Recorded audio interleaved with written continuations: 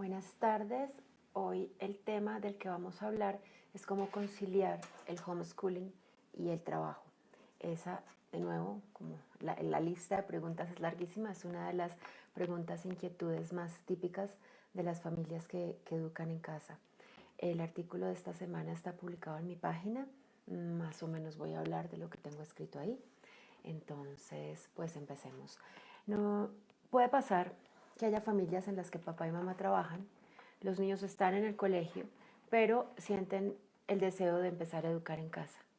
También puede pasar, por ejemplo, que haya mamás solteras, madres cabeza de familia, que quieren educar en casa.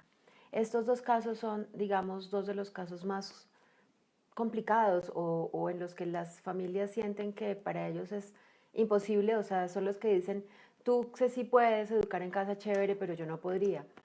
Pero digamos que, bueno, a lo largo de la charla les voy a ir dando como las opciones que conozco y las maneras que he visto en que las familias han manejado este tema. Pero podemos comenzar por la configuración más típica de familia, que es un papá que trabaja y una mamá que se queda en casa con los hijos. Muchas veces estas parejas han hecho ese acuerdo desde antes de tener hijos o desde el momento en el que están decidiendo tener hijos. Es muy normal.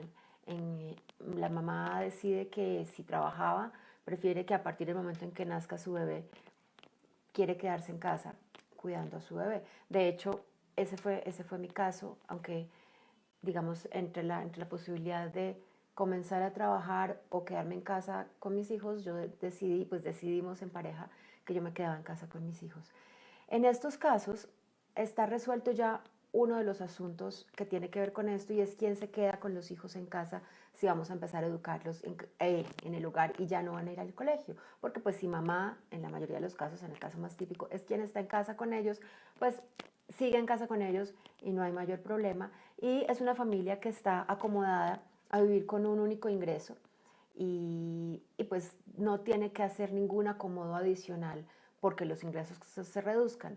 En este caso lo único que hay que hacer es como replantearse el presupuesto familiar, revisar qué ingresos tenemos, qué gastos fijos tenemos y qué cantidad de dinero vamos a destinar a la educación de los hijos y ese dinero destinado a la educación de los hijos, administrarlo de la forma más inteligente y más eficiente posible. Entonces, ese es como el caso podría ser más común, más normal, más típico, como la mayoría de la gente se imagina que es una familia que educa en casa y es como el caso que me parece que es más fácilmente manejable. A veces las familias que empiezan a educar en casa creen que tienen que matricular a los hijos en un montón de actividades, talleres, cursos, entrenamientos, conseguir profesores particulares y entonces llegan a la conclusión de que educar en casa va a ser mucho más costoso que educarlos en el colegio. Pero esto no es así porque eso de matricularlo en todas esas actividades no es necesario. Los papás creen que es la manera en la que tienen que hacer las cosas para suplir los aprendizajes y las experiencias que ya no van a obtener del colegio. Pero con el tiempo se van dando cuenta que esas necesidades se van a cubrir de otras maneras, no necesariamente gastando un montón de dinero en profesores, en clases, en talleres, en entrenamientos. Entonces, a veces tienen que pasar por ahí para darse cuenta que esa no es la forma. A veces deciden aceptar, digamos, las recomendaciones o probar y se dan cuenta que sí, efectivamente no necesitan estar matriculados como en tantas cosas. Yo voy a leer los comentarios que están empezando a aparecer por aquí. Hoy parece que sí los puedo ver completos. Camila Lozano saluda y dice que es una situación muy juzgada por la sociedad. El hecho de que la mamá se quede en casa con los hijos, sí, pero es decisión de cada quien. Y yo creo que en este momento, digamos, social, la mayoría, no todas, todavía hay algunas que se sienten obligadas a, pero una mujer que decide quedarse en casa con sus hijos tiene la opción, ha estudiado una carrera, ha tenido una formación profesional, tiene la opción de seguir en su carrera profesional o parar y dedicarse a sus hijos y toma una decisión. Entonces, en ese sentido, está pues ejerciendo su derecho a decidir y pues la sociedad que diga lo que diga, o sea, es cosa de ella, de su familia, de lo que siente que es lo mejor en este momento de la vida y para sus hijos. Adriana Vargas dice que también es su caso. Camila, tomamos esa decisión cuando nació mi hija, pensamos en tomar 3 años para quedarme en casa con ella. Ahora quiero educar a mi hija en casa. Bueno, pues si es lo que quieres hacer, lo puedes hacer. De hecho, ya no tienes que acomodar mucho, no tienes que salirte del colegio, del trabajo, no tienen que mirar cómo viven con menos ingresos. Entonces, esa es la situación más típica. Pensaría uno que la situación ideal y la que es más fácilmente manejable, que no está exenta de dificultades, que no está exenta de estas situaciones en las que les digo que de pronto la familia matricula a los hijos y un montón de cosas y cuando se da cuenta el gasto está siendo más alto que si estuvieran pagando un colegio, pero eso siempre se puede subsanar y siempre se puede acomodar de nuevo al presupuesto de la familia. Un segundo caso es el caso en el que ambos están, digamos, tienen trabajos flexibles, ya sea que sean independientes, trabajen a medio tiempo, tengan la posibilidad de teletrabajar, o sea, de trabajar desde su casa. Para estas familias, pues es mucho más sencillo acomodar tiempos y optar por la educación en casa. Tal vez no se les haga una decisión tan difícil de tomar cuando eh, el factor, digamos, problema es el manejo del tiempo y el acompañamiento de los hijos en casa. Incluso para muchas de estas familias que ya tienen este tipo de vida, que ya trabajan de esta manera, esa puede ser una de las razones que los motive a tomar la decisión de educar en casa.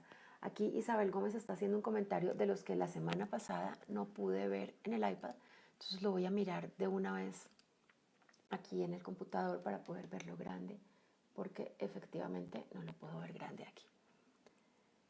Isabel dice, yo estoy tratando de trabajar desde casa, pero el niño no me deja. Mi hijo está en guardería y quiero sacarlo y empezar el próximo año, pero ¿cómo hacer para trabajar desde casa? Bueno, ¿cómo se hace? Organizando los horarios. Claro, no va a poder uno trabajar en los momentos en los que, si tu hijo está en guardería, es un niño pequeño, en los momentos en los que él está más despierto, más activo, va a necesitar de tu atención. Y lo ideal es que si estás en casa, pues le des tu atención y que organices tus horarios de trabajo para levantarte tal vez un poco antes, aprovechar el momento de la siesta, aprovechar si papá, mamá, la abuela, la vecina o alguien puede acompañarlo un rato, entretenerlo, distraerlo, llevarlo al parque, algo, acomodar tus tiempos de manera que puedas estar plenamente con tu hijo en los momentos en los que él está más activo y pidiendo más compañía, pero que puedas en otros momentos en los que él esté requiriendo menos de tu atención, hacer el trabajo que tengas que hacer. Muchas familias hacen eso, muchas mamás emprendedoras se levantan muy temprano y aprovechan toda la mañana antes de que empiece la vida familiar y ese tiempo rinde un montón porque no hay nada de interrupciones. Entonces mi consejo para ti sería que revises los horarios de tu casa, los horarios de tus hijos y busques cómo acomodar tu trabajo en los espacios de tiempo en los que sabes que él no va a requerir tanto de tu atención. Entonces estaba hablando de las familias que tienen trabajos flexibles, que son emprendedores, que tienen un negocio familiar, que trabajan a medio tiempo, tiempo parcial o trabajan desde casa. Esos entonces no es tan complicado acomodar los horarios para acompañar al hijo, se pueden turnar y si a veces necesitan el apoyo de una persona extra, pues también lo pueden conseguir y no está mal. Lo ideal es que papá y mamá estén acompañando a los hijos la mayor parte del tiempo, pero no está mal tampoco pedir ayuda o apoyarse en otras personas. Pasamos ahora a un caso que puede ser más complicado, que es cuando ambos padres trabajan y son empleados y cumplen horario. ¿Qué pasa si esa familia tiene un gran deseo de educar en casa? ¿Cómo lo hacen? La mayoría de las familias que yo he conocido en ese caso tienen el apoyo de tutores o el apoyo de una abuela o el apoyo de alguien de confianza que acompaña a los hijos en el proceso de educarse. Sin embargo, a ese papá y a esa mamá les genera un poco de angustia el deseo de acompañarlos y no poder hacerlo. Entonces, lo que he visto suceder es que este papá y esta mamá que trabajan tiempo completo toman alguna decisión un poco drástica o uno de los dos deja de trabajar para quedarse con los hijos en casa. Eso implica que hay menos ingresos, pero seguramente uno puede reacomodar la economía familiar, reducir sus gastos, reordenar prioridades y lograr vivir con un único ingreso. O la persona, el papá o mamá que deja de trabajar y se queda en casa, busca la manera de hacer algún trabajo desde casa para suplir ese sueldo que ahora no está llegando. A veces cuando estas familias necesitan sacar al hijo del colegio por una situación crítica, y es una decisión que tiene que ser tomada de inmediato, entonces sí recurren a la compañía de tutores, abuelas, profesores particulares. A veces no tienen tanta urgencia, entonces se pueden tomar el tiempo para hacer un plan y decir, bueno, ¿quién de los dos deja de trabajar o cómo hacemos? Y empiezan a tomar decisiones importantes sobre su manera de trabajar, sobre su fuente de ingresos y sobre el tiempo que le van a destinar a esta actividad. Y reacomodan sus vidas, las rediseñan. Y después de haber logrado eso, entonces ahí sí, sacan al niño del colegio o de la guardería y comienzan a educar en casa. O hacen esto mientras el bebé está pequeño y no ha ido aún ni a guardería ni a colegio, o lo hacen antes de que el bebé nazca. Entonces, se puede hacer, pero toma tiempo. Creo que ese tipo de decisiones radicales de dejar un empleo no se toman de un día para otro, toman tiempo, toman planeación, pero se pueden hacer. Otro caso que tal vez para mucha gente es como el más extremo es el caso de las madres solteras, cabezas de hogar. ¿Qué hace una mamá que es la responsable de mantener a la familia, de traer el dinero para sostener una casa, pero quiere que su hijo no vaya más al colegio por cualquiera de las razones que una persona toma esta decisión? Se puede. Mucha gente cree que es imposible, pero se puede, porque conozco casos, conozco mamás que están solas con sus hijos y sus hijos se educan en casa. ¿Cómo lo hacen? Apoyándose en personas. Solas no lo pueden lograr. Ya sea que trabajen incluso desde la casa o que trabajen de manera independiente, necesitan apoyo. He visto que muchas tienen a su mamá, la abuela de los hijos, que les ayuda. Otras personas se apoyan en tutores. Otras mujeres se juntan con otras familias y con otras mujeres y se reparten las tareas y se reparten los tiempos y se cuidan los niños mientras unas trabajan, otras se encargan de los hijos. Hay diferentes maneras, pero sí se requiere crear una red de apoyo. Tengo una amiga que esa es su frase: hay que crear una red de apoyo. Y si se tiene esa red de apoyo, se puede educar en casa. Ojalá se tuviera esa red de apoyo, no necesariamente siendo mamá soltera. Lo ideal es que cuando educamos en casa logremos formar una comunidad. Esto ya me lo han oído decir varias veces: crear una red que nos sostenga, que nos apoye, que nos soporte, en quienes podamos confiar en ciertos momentos específicos.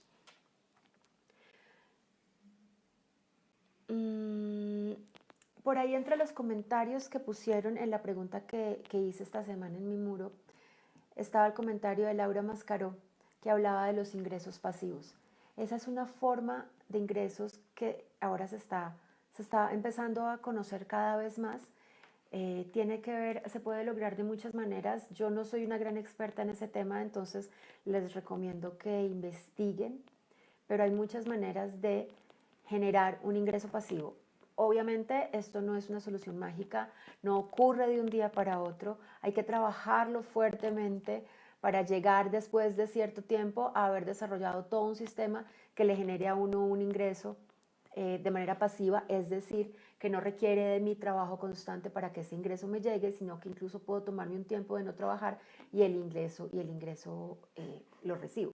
Entonces esa es una manera muy interesante. Una de las formas es, bueno, con marketing digital, con negocios virtuales, con redes de mercadeo, se puede llegar a este tipo de ingresos pasivos, y es muy interesante revisarlo porque hay mucha gente que lo está logrando hacer, y pues bueno, porque uno no. Entonces ya miramos el caso de la familia típica: papá, mamá, papá trabaja, mamá se queda en casa. Bueno, no siempre es papá quien trabaja y mamá quien se queda en casa. A veces los roles cambian, a veces es mamá quien trabaja, papá quien se queda en casa. Conozco varios de esos casos. Todo lo demás funciona exactamente igual. No influye en nada que sea la mamá o que sea el papá. Eso no hace una diferencia, que sea quien se queda en casa con los hijos. Bueno, pues cada quien tiene su estilo, y el estilo de quien se queda en casa pues es el que influirá en la educación de los hijos, pero en general, pues hablando de trabajo y de ingresos, no hay una mayor diferencia en eso.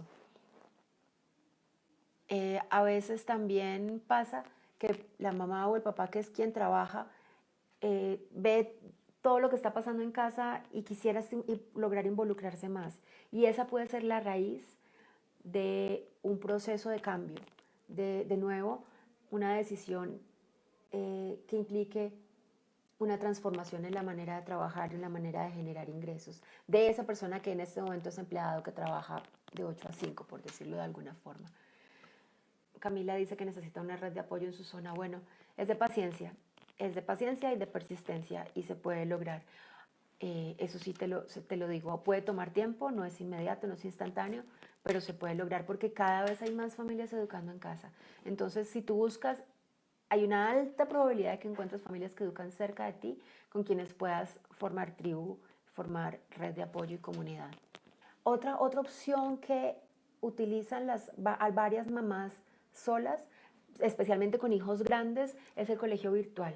Porque pues un niño grande que, digamos, tiene un poco menos de necesidad de compañía o de supervisión o de ayuda, puede dedicar un tiempo estando solo en casa a trabajar su tema académico, ya sea con un colegio virtual que suele dar más tranquilidad, y a veces estas mamás solteras necesitan estarle demostrando siempre a alguien, a una suegra, a un ex esposo, a un vecino, que sí están dando la educación a sus hijos. Entonces el colegio virtual provee como esa tranquilidad. Entonces estos niños grandes pueden trabajar su colegio virtual un tiempo mientras la mamá trabaja, y luego en la tarde o en el momento del día en el que mamá lo pueda acompañar, pues hacen cosas juntos, o ella lo lleva a sus actividades, a los entrenamientos, a las clases, a los encuentros con otros niños y así. Bueno, otra aclaración, hablo de mamás solas, pero seguramente también hay papás solos con sus hijos. De nuevo, es la misma situación. Lo que pasa es que es mucho más común el caso de las mamás solteras que el caso de los papás que están solos con sus hijos. Entonces, por eso hablo en femenino todo el tiempo, porque es el caso más normal. Entonces, familias que papá y mamá trabajan, familias en las que uno trabaja y el otro se queda en casa, familias en las que ambos o uno de los dos tiene un trabajo flexible que le permite manejar sus horarios, y mamás o papás solos. Creo que esos son como los 4 casos principales, las 4 configuraciones más comunes, y pues aquí les he contado la manera en la que yo he visto que estas familias tratan de manejar la situación y de solucionar, digamos, los problemas que pueden llegar a presentárseles, o prevenirlos también, preverlos. Creo que es todo por hoy. El tema de hoy, con eso pienso yo que está cubierto. Como siempre, lo podemos seguir conversando, pueden seguir dejando comentarios en el video, pueden seguir dejando comentarios y preguntas en mi muro. Entre todos nos respondemos. Aquí nadie es experto.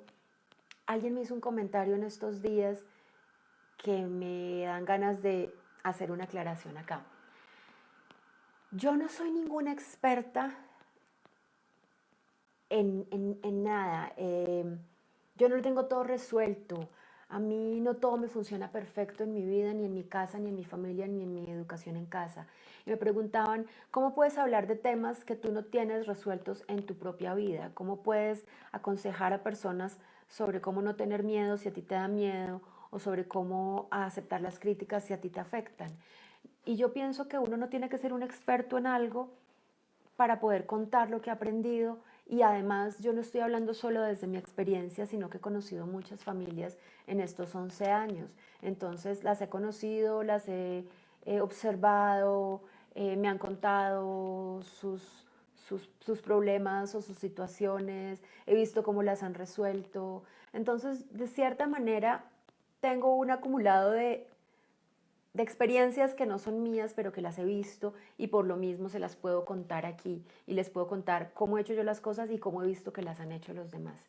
Entonces creo que en ningún momento me estoy mostrando como la gran experta, y espero que ustedes estén entendiendo que lo que yo digo no es la solución ni la única verdad, sino como una compilación de experiencias, de conocimientos, de recorrido, de momentos de la vida, que si me han servido a mí, sé que le pueden servir a los demás.